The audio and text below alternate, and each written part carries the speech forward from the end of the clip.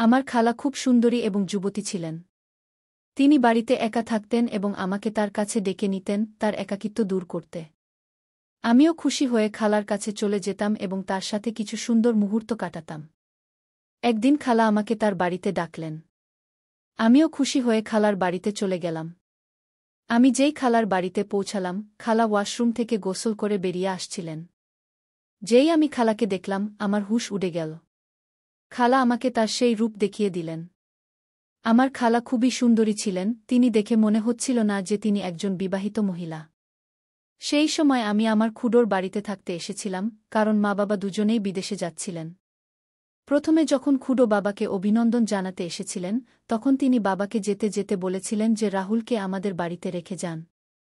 বাবা তাকে অনেক বোঝানোর চেষ্টা করেছিলেন যে রাহুল এখন বড় হয়ে গেছে এবং নিজের যত্ন নিতে পারে, কিন্তু তিনি মানলেন না। তিনি বাবাকে রাজি করিয়ে নিলেন এবং আমার ইচ্ছা পূর্ণ হয়ে গেল।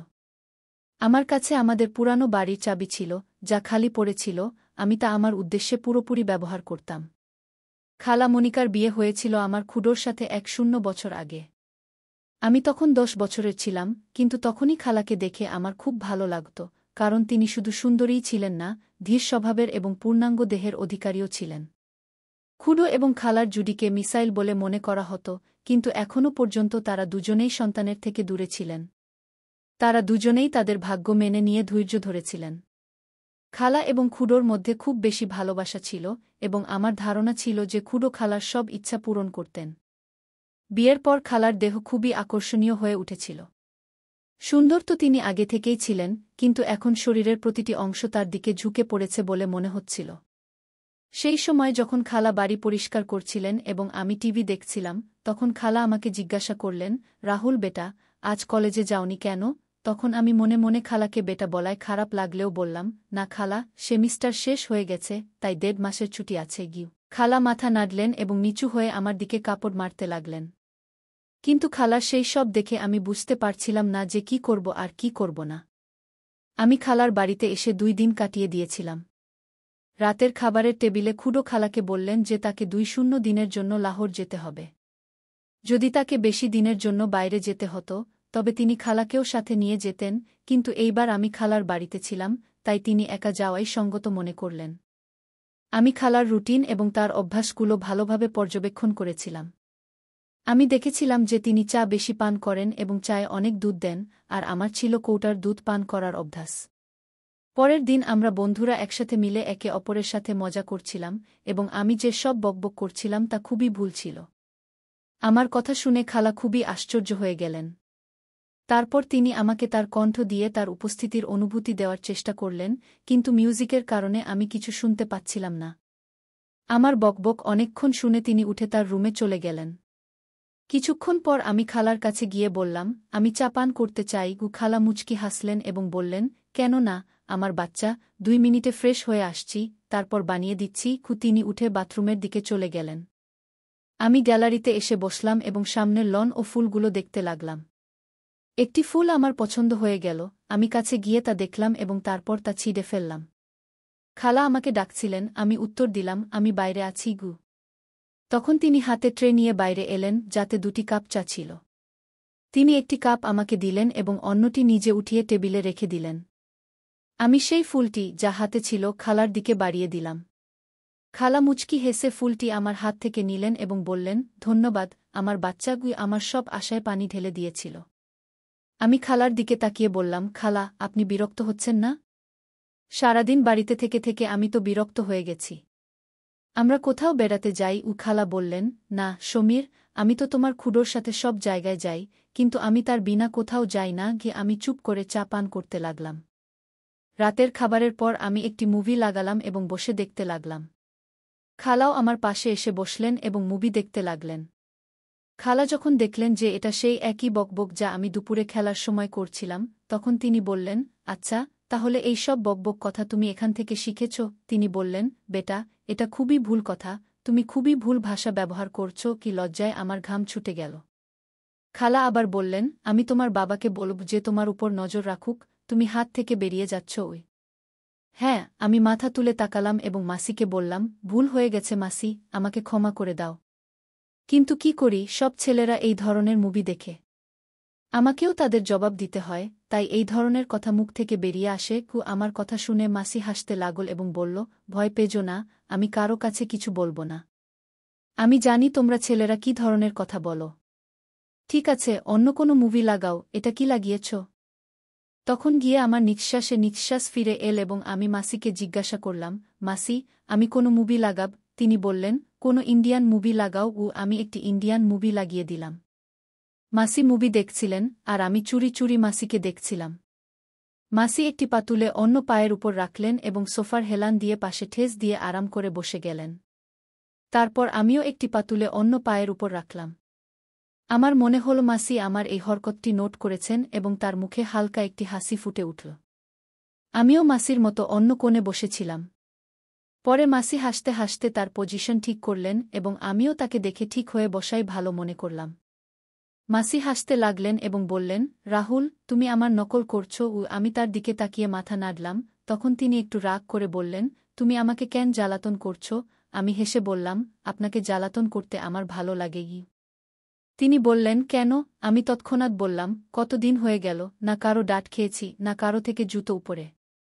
আপনি খুবই বোরিং। কি? আমার কথা শুনে তার কপালে ভাঁজ পড়েছিল।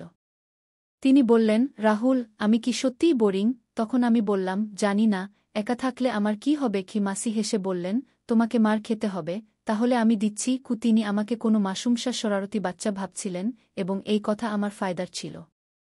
সম্ভবত এই ধরনের ফিজুল কথা করতে করতে মাসি আমার বেশ কাছে চলে এসেছিলেন। যখন রাত 1টায় তার মোবাইলে চাচুর ফোন এল, তিনি উঠে নিজের ঘরে চলে গেলেন। আমিও কিছুক্ষণ মুভি দেখে টিভি বন্ধ করে আমার ঘরের দিকে যেতে লাগলাম। তখনই আমি মাসির ঘর থেকে মাসির আওয়াজ শুনতে পেলাম, ইয়ার, খুব মিস করছি আপনাকে। জানেন না কিভাবে কাটবে এই দিন। কি জানি না অন্য প্রান্ত থেকে কি বলা হচ্ছিল, কিন্তু মাসি যা বলেছিলেন তা আমার জন্য কোনো সারপ্রাইজ থেকে কম ছিল না। সকালে আমি তাড়াতাড়ি উঠে ফ্রেশ হয়ে কিচেনের দিকে গেলাম। কিচেনে কেউ ছিল না। আমি মাসির ঘরের দিকে গিয়ে দেখলাম দরজা বন্ধ, অর্থাৎ মাসি ঘুমাচ্ছিলেন। আমি কিচেনে গিয়ে নিজের জন্য চা বানালাম এবং কিছু স্লাইস গরম করে টেবিলে বসে নাস্তা করতে লাগলাম। আমি নাস্তা করছিলাম, তখনই মাসির ঘরের দরজা খুলল। তিনি বেরিয়ে এসে আমাকে দেখে একটু লজ্জা পেয়ে বললেন, রাতে ঘুম আসেনি, অনেক রাত জেগেছিলাম, তাই সকালে তাড়াতাড়ি উঠতে পারিনি। আমি হেসে বললাম, কোনো ব্যাপার না, আপনি নাস্তা করতে চান? চলুন, আজ আমি আপনার নাস্তা বানিয়ে দিই। তিনি বললেন, তুমি আর নাস্তা? কি কথা? আমি বললাম, আপনি ফ্রেশ হয়ে আসুন, আমি নাস্তা বানিয়ে দিই, তারপর কথা বলব। তিনি মাথা নাড়লেন এবং হেসে আবার নিজের ঘরে চলে গেলেন।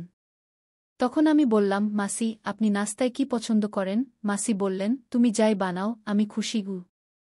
আমি যখন চাচিমাকে হাসতে দেখলাম, তিনি আমাকে দেখে যেখানে আমাকে চিমটি কেটেছিলেন সেখানে আদর করতে লাগলেন এবং বললেন, সরি ইয়ার চাচিমা, আমি তোমার থেকে আলাদা হয়ে গেছি। তিনি বললেন, ঠিক আছে, আমি পরিবর্তন করে আসছি, তারপর বাজার থেকে কিছু জিনিস কিনে আনতে হবে। আমি বললাম, ঠিক আছে, আমিও পরিবর্তন করে নিই, হয়তো কোনো মেয়ে আমার জালে পড়ে যাবে এবং আমারও মজা হবে। চাচিমা হাসতে হাসতে আমার কোমরে একটি চাপড় মারলেন এবং বললেন, রাহুল, একটু তো লজ্জা করো। আমি অবাক হয়ে বললাম, কিসের লজ্জা চাচিমা? তিনি বললেন, তোমার এই ঝড়ো হরকতগুলো থেকে। আমি বললাম, ইয়ার, জীবনে একটু মজাও তো থাকা চাই, নইলে তো সারা জীবন তুমি আমাকে কোনো কাজেরই ছাড়বে না। চাচিমা প্রথমে আমার কথা বুঝতে পারেননি, কিন্তু যখন বুঝলেন, তখন তিনি তার পায়ের জুতা খুলে ফেললেন এবং বলতে লাগলেন, একটু তো লজ্জা করো রাহুল। আমি হেসে আমার রুমে চলে গেলাম। কিছুক্ষণ পরে আমি রুম থেকে বের হয়ে সোফায় বসে টিভি দেখতে লাগলাম। কিছুক্ষণ পরে চাচিমাও বের হয়ে এলেন। যখন তিনি বের হলেন, তখন আমার শ্বাস উপরের উপরে এবং নিচের নিচে চলে গেল। সাদা রঙের শার্ট এবং নিচে জিন্স পরা চাচিমাকে দেখে আমি বললাম, ম্যাডামজির কি ইচ্ছা? চাচিমা প্রথমে নিজেকে দেখলেন, তারপর আমাকে অবাক হয়ে বললেন, কেন, কি হয়েছে? আমি হৃদয়ের উপর হাত রেখে বললাম, ম্যাডাম, আপনার দিওয়ান শহরে হাজার হাজার থাকতে পারে, কিন্তু এত সকালে দোকান কে খুলবে? চাচিমা তার ভুল বুঝতে পারলেন এবং বললেন, ঠিক বলছ। আমি বললাম, ম্যাডাম, যখন আপনি বের হবেন, তখন লোকেরা আপনাকেই দেখবে। চাচিমা হাসতে হাসতে বললেন, রাহুল, একটু তো লজ্জা করো, আমি তোমার চাচিমা। আমি মাথা নিচু করে বললাম, ঠিক আছে চাচিমা। তখন তিনি হাসতে লাগলেন এবং আমার পাশে বসে বললেন, বাজে কথা বলবে না। আমি তার দিকে তাকিয়ে বললাম, কোনো দুর্ভাগ্য আপনাকে ফিরিয়ে দিতে চাইবে? চাচিমা হাসতে হাসতে বললেন, মাফ করো ইয়ার। কিছুক্ষণ নীরবতার পরে চাচিমা আমার কাছে এলেন এবং বললেন, সত্যি বলো, তোমার কোনো গার্লফ্রেন্ড নেই? আমি তার দিকে তাকিয়ে বললাম, কেউ আপনাদের মতো পায়নি, নইলে তাকে গার্লফ্রেন্ড কি পার্টনারই বানিয়ে নিতাম যদি বাবাকে বুঝাতে হতো। চাচিমা হাসতে হাসতে বললেন, আমি কি তোমার কাছে ভালো লাগি? আমি আবার কোনো প্রেমিকের মতো মাথা নিচু করে হালকা করে বললাম, খুব বেশি চাচিমা। চাচিমা বললেন, তুমি বাজে কথা বলবে না। চাচিমা বললেন, রাহুল, দুধ নিয়ে আসো, শেষ হয়ে গেছে। আমি মাথা নেড়ে বাজারের দিকে চলে গেলাম। ফিরে এসে দুধের পাত্র ফ্রিজে রেখে চাচিমকে জানাতে তার রুমে গেলাম, কিন্তু সামনের দৃশ্য আমাকে পাগল করে দিতে যথেষ্ট ছিল। চাচিমা সম্ভবত গোসল করে বের হয়েছিলেন, এবং এই সময় আমার উপর কাহিনী বর্ষণ হচ্ছিল, এবং আমার অবস্থা এমন হয়ে গিয়েছিল যে পায়ে আর জ্ঞান ছিল না। আমি ফিরে যাচ্ছিলাম, তখন চাচিমা ডেকে জিজ্ঞাসা করলেন, দুধ এনেছ?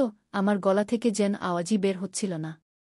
আমি মাথা নেড়ে জানালাম, তখন চাচিমা ধীরে ধীরে পা ফেলে আমার দিকে এলেন এবং আমার মুখের নিচে হাত রেখে বললেন, কি হয়েছে রাহুল?